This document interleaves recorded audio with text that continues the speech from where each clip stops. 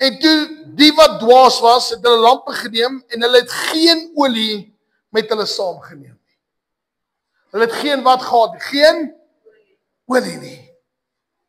Hy sê, en terwyl die bruidegom talm om te kom, het hulle almal vaak geword en aan die slaap geraak. Okay, so daar's 'n paar goed wat ons lees. Is hulle vat nie olie saam nie. Wat praat olie van? Olie praat van wat in die Bybel?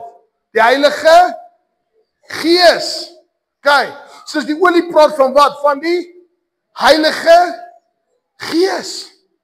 Soos ons kan heilig wees en nog steeds vergeet om olie te hê in ons lampe.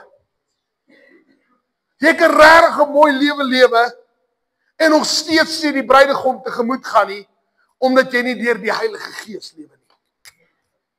En wat het dit moeilik vir hulle gemaak? Die bruidegom het 'n tyd gevat om te kom, en in die proses het hulle moeg geraak, en wat gebeur? Aan die slaap geraak. Aan die slaap geraak.